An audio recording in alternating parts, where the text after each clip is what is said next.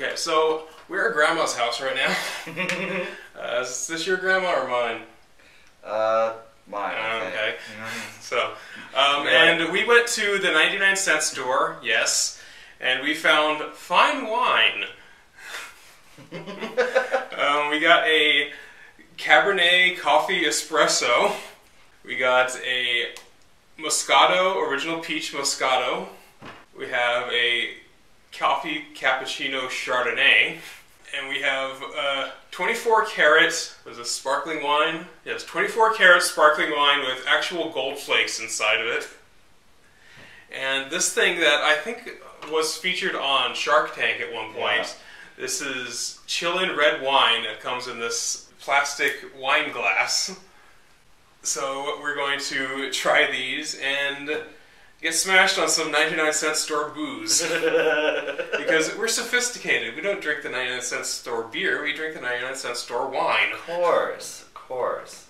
So which one do you want to start with? I say we save the gold washer style one for last. Yeah, okay.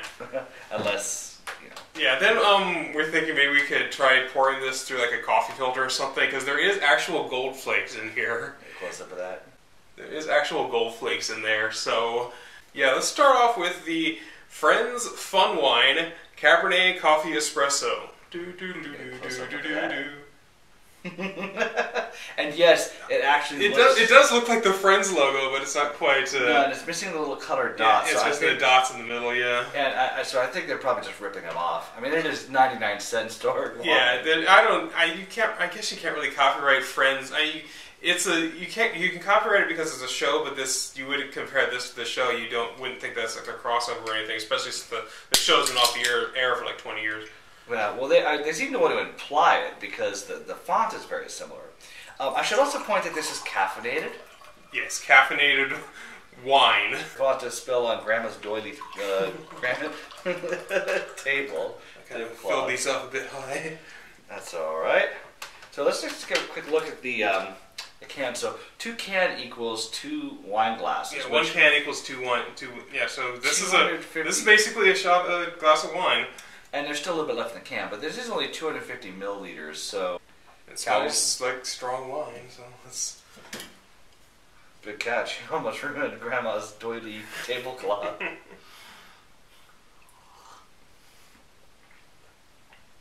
Holy shit! It's actually good. Yeah. I mean, not as like a fine wine. Yeah, it's got a nice like alcoholic. If you like alcoholic, like alcopop sorta. It is sweet. And it does have like a coffee flavor to it. That's interesting. So total fat 0 grams, sodium 5 milligrams, potassium 81 milligrams, 3% of your daily value. Carbohydrate 13 grams, all of which is sugar. That's not bad at all. I could drink that. I don't normally like alcohol. I don't tend to like beer or wine or anything like that. I just never developed a taste for it. But if it's sweeter stuff like this, I really don't mind that kind of stuff. I probably shouldn't drink more of it because they are going to have like 4 other ones. Yeah, this is going down dangerously smooth. Yeah, interesting and actually not too bad. It's basically a wine cooler. The world's finest coffee wine, a coffee wine cooler. Now that is a very small category. Yes. Maybe it is the world's finest coffee wine. Maybe it is, because they don't have any competition. It's like when Del Taco says they're the #2 Mexican fast food chain in the country. Name a third. Yeah. Alright, so that's pretty damn good. Let's see how the peach Moscato tastes. But first I want to finish that. We don't want you getting too smashed yet. Yeah, well, okay, let's look at the total volume. Okay, calculator. Because math is fun. You know, this guy totally out-nerded me. What is it you used to do for fun? I used to do long division for fun in class. Like, you take a piece of line paper, you turn it sideways so you have columns down it, and then I would like write out pi basically, but I wouldn't do it as decimal, so I'd do 31415926535897932384626 whatever. Whatever. And then I would like divide by, I always liked using 7. So yeah, I would do long division for fun. To do the hardest number for most people to divide. Yeah, of course. Because it's practice, and then of course, we got calculators, and we never need to do that shit anymore. Yep. We got to get the pour on this one. It's a nice piss yellow color. Well, I gave you more of it then. Cheers. More than I did. To Piscato. Well, it is peach Moscato. That juice they added was peach. But this one, Yeah, it has a good peach flavor to it. yeah, original. It's a wine cooler. Yeah, like we said. So now we try the Chardonnay coffee cappuccino. Did you ever see on the Drew Carey show they would have Buzz beer? Mm-hmm. That's basically this. And then there was the competitor came in that had Cap Beer Chino. And it's like, we can't get in trouble for ripping you off because ours is cappuccino, not coffee. Okay, I used to work as a barista, and that snobbiness bothers me. No, wine's snobby. It wasn't snobby. It was legal snobby because they can't. It's not the same as coffee. It's cappuccino because it's not the same. So legally, it's not the same. It's a very academic difference. So what a lot of people don't realize is espresso and drip coffee and Turkish coffee and every other way you make coffee is basically all the same thing. It's just different ways of combining beans and water. Yeah, exactly. Cappuccino is cappuccino because of cappuccino is cappuccino because you have frothed milk, and the cappuccino is actually Italian for finishers. Yeah. We don't want to mix them, obviously. Yay! The cappuccino is espresso, which is concentrated coffee. Yeah. With frothed milk on the top. With a drop, when you drop the shots through the top, which is also sometimes called a macchiato, but yeah, it has to do with the word cappuccinos and capuchin monks. Mm-hmm. So that's the bald, frothy head. It's an Italian thing, and it's not espresso. Although, if you know that that's not how it's originally pronounced, I'm sure I'm not pronouncing it the original Italian either, espresso. So, I guess I can't really get mad about that. It's just, I don't get mad when people say espresso. I get mad when they correct me. It's not espresso, it's espresso, because it comes quickly. Well, that's what it means in Italian. Espresso, in case you haven't figured it out, also a Romance language, means quickly. I saw this green text from some guy he wanted to open up a coffee shop, and espresso will be like a $3, but espresso is $2. Just to piss off snobs. Just to give them like an existential crisis. Do they pronounce it incorrectly to get it cheaper? It'll be the exact same drink.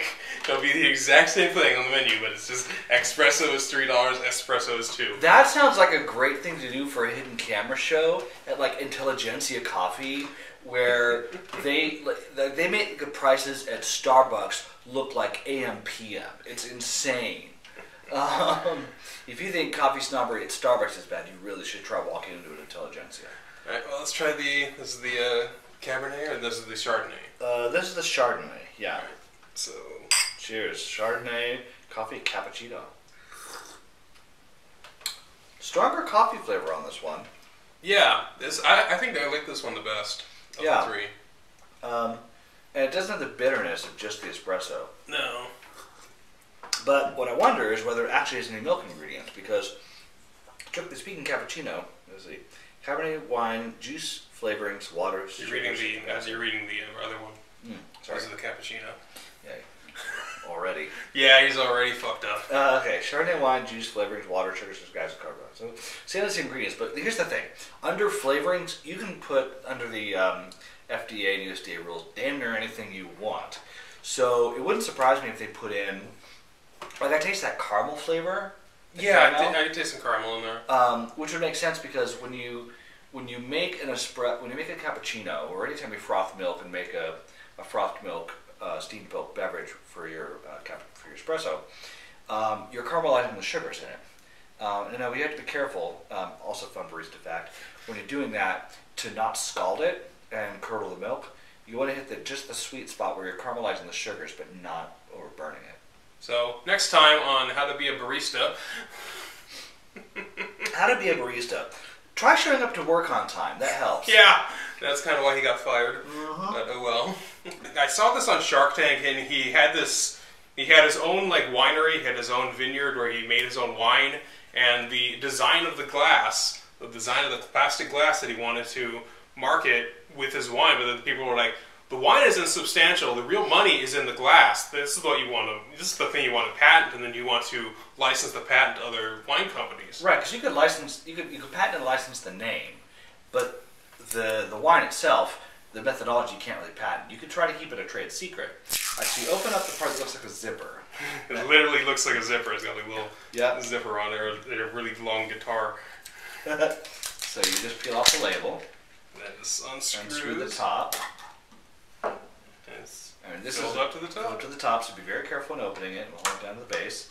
Take off the outer foil, peel it up like that. It's an environmental disaster, but I suppose that's because you have a top that you can reclose. Yeah, you can reclose these. So you could reuse this, really. Yeah, I might keep that around because plastic wine glasses are great for pool parties. Ask me how I know. Yeah, you don't want to break a wine glass in general, but especially you don't want to break a wine glass by a pool. Well, you know, you have a bunch of drunk adults, you know, running around and a bunch of kids running around. It's just bad. It's just bad. And of course... And it goes all the way down into the stem, too. Yeah. And usually at parties, you know, pool parties, I'm the Boy Scout who's supervising everybody in the pool to make sure they don't, you know, get so drunk they drown.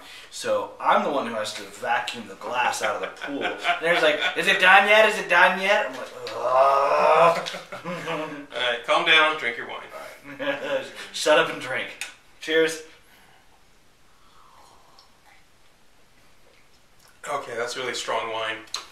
It tastes like, I wouldn't say it's great wine. It's not bad wine. No, it's, I don't even like good wine. That's the problem. I like the wine coolers way better than that. Yeah, they're much sweeter. Okay, let me show you something. Okay. You see this? He actually owns some wine. Yes. Me and my family are vinos, right? We're Italians, right? It comes with the territory. Yes. We don't get drunk every day or anything like that, but, you know, special events, birthdays, parties, you know, we like to do more than our usual, you know, a couple drinks a week. Most days I drink in moderation. This is not one of those days. All right, so, verdict on the wine. It would be a decent table wine. It sort of tastes like... Did it say what variety it is? The label's over there. I'm guessing it's like a... I should know this. Chianti, the one that comes in like the bottles that are wrapped in straw. Well, it's Cabernet Sauvignon, so... Yeah, Cabernets have a similar profile. And it's not saying specifically like what kind of a vineyard or anything. And the label is somewhat... Contains sulfites. The label is somewhat opaque. Central Valley. I don't know what that means. Means that it's not Napa. California. No, not Napa. Product of Chile. Oh, so it's not Central Valley, California. No, so yeah, product of Chile, Chilean wine. It says Chilean wine, so yeah. That's actually kind of clever. So yeah, that was pretty smart of them to patent the glass design and then market it. I do think it's clever that they used the stem of the glass to hold the wine, like you were pointing out. Now, check this out. Curious to see if this will actually form a decent seal. Or if it's just like a casual splash guard. Let's see here. Yeah, decent. Yeah, pretty good. And finally, we can finish off with the 24 karat XXIV carat with actual gold flakes in it. That's Goldwasser. Okay. Goldwasser, yeah. Goldschlager is another brand that actually has the floating little gold flakes in it. Gold flakes. I'd have to look up exactly what. We had a good seal. And this is sparkling wine too, so this is like champagne. No. Although it's not from the Champagne region of France, so it's champagne with a lowercase c. I wonder if it actually just added carbonation, because possibly. It seems pretty flat, actually. Oh, not bad. That's good. It's a reclosable bottle, so we don't need much to taste. So yeah, cheers. Here we go. Okay, first of all, the smell. Smells like, you know, the bathroom at Union Station? I can imagine. You've never been? Oh, it's a real treat. I've been to Union Station, but I think I made an active effort to avoid the bathroom. If you're desperate and you have to use it, or if you're a connoisseur of bathroom adieu, the men's restroom eau de toilette, if you will. at the, I believe it's a historic side of the station, so I believe it's the east. No. It shows up in a lot of movies. Yeah, the west portal, I think. But the restroom is so heavily used. It's oh my god. This has a nose on it that has sort of a. It's sweet. It's honey-like, but it's also has a bit of like a urea or ammonia to it. So it's piss wine. That's probably partly because it's in a clear bottle. Now, a lot of stuff that makes its way to the 99-cent store has been to a couple of places. A couple of places where it didn't sell, right? And so it's in a bottle where it's not light protected. And most alcohols are in darker bottles to stop it from interacting with the sunlight. Particularly if it's not just like a distilled alcohol like this is not going to be so effective. Plus, the liquor bottles tend to be kept in cabinets or in like low light environments. But you know, yeah. So let's see. This is a rosé. Let's see what else we can tell from the label. Sparkling wine with Gold-flecked and artificial flavor. Oh, that might be it. Yeah, it's the artificial flavor that'll fuck it up. Zeta sulfites, blah blah blah. Which is just preservative in wine. So yeah, of these, I think I liked the Chardonnay coffee cappuccino the best. I'll take any of these over this one. I mean, I'm gonna finish my glass just because it's poured, but we can just okay. So yeah, we can. I think it's we can pour the rest of this into through like a coffee filter or something, and then see how much it weighs, and then sell it at the local cash or gold place, and then buy another one. Yeah, I hate to break it to you, but there's no way that there's more than 99 cents worth of gold in there. There's probably not like 2 cents worth of gold in there. Yeah, I mean, because gold, the flakes of the foil or the leaf are so thin. Yeah. You know, sometimes just a few atoms thick in some cases. All right, let's compare it to the Goldwasser. Oh, I got a few flakes in me. I'm gonna poop gold tonight. That's how you know you're rich. You shit gold. There's a monkey that does that in Spelunky. There's actually a pill you can buy that is like I've heard of that. It's like a pill full of like gold flakes. It makes you poop gold. Like there's regular glitter pills so you can poop glitter, but there are actual gold flake. Yeah, when you know you have so much money, you need to shit gold. You buy the gold shitting pill. Much. He's a happy camper now. Yes. Glad I only poured myself, half a shot, yeah. Not even half a shot, like a figure. Maybe a tablespoon at most. You want to try a sip? No. Or just smell it? I'm good. I'll smell it, yeah. It's kind of a juniper. Yeah, that does have it's got a much nicer scent than that. It has it does have kind of a... It's definitely milder than... I almost smell kind of like a pine. Yeah. Like the scent of a pine tree. Well, actually... It smells like Christmas. It's the perfect Christmas gift. Juniper is a evergreen, and they have berries called juniper berries. Yeah, that'll do it. I would say I liked any of these better than the later ones. Yeah. This one was okay. I think part of it is that these are light-proof containers and oxygen-proof containers. And those are two things that help to preserve beverages really well. And that's especially important with, alcohols where the flavor is coming from natural components. If it's an artificial flavor, it's not quite as critical. Yeah, that's my order. I like that one best, then down the line, and then all the way at the end is that thing. Yeah. For me, all the way at the end. It's pretty to look at, but I would never get it again. This one, I would get again. Maybe also I'd try different wines from that same line. Yeah. I like the novelty of it. I think it's the perfect kind of thing to take to the Hollywood Bowl, darling. Or to any outdoor concert venue that allows you to bring your own alcohol. By the way, those are awesome venues. I heard about this one guy. He found out where the venue was going to be, and then he buried his booze, and then he dug it up when he was at the venue. He probably even used the GPS on his phone to find it. Probably, yeah. That's the next level shit. That is one dedicated alcoholic. He's not an alcoholic. He just didn't want to have to pay the exorbitant prices at the concert. Yeah, that's true. So yeah, same order for you. These, or would you put this on a bit higher? I would put it between these and the cans for sure. I would say that I liked the cappuccino was nice and sweet, but I felt like the espresso was a little bit better balanced. So I would put that ahead. I'd put this next. I felt kind of guilty knowing how much sugar was in this. It probably has the same amount of sugar as the other one. In fact, I wouldn't be surprised if it's the same. Excuse me, 13. 0, Yeah, 13. Yeah. It's just the caramel made it taste sweeter, and so it made me more conscious of that fact. But honestly, if you just handed me blank cans, I'd probably drink this more. So if I'm being honest. Okay, so the same order as I had. Yeah. Now the Moscato was pretty good, but it wasn't as sweet, and it didn't have that flavor. That said, if I'm drinking wine to pair with like to take on a picnic or pair with a sandwich or something, the Moscato was great because it just tastes mostly like wine, and it is sweet and it does have fruit. It's a wine cooler, but it's the most like straightforward flavor. These would go well with something robust like a panini, like a grilled sandwich. Yeah, that sounds pretty damn good right now. Coffee, right? We got a couple of grilled sandwiches. We do have the grill in there. Actually, we can do that. Yeah, we could do a taste test supplement. You can offload these and charge your cameras. Yeah, so the peach one was pretty good.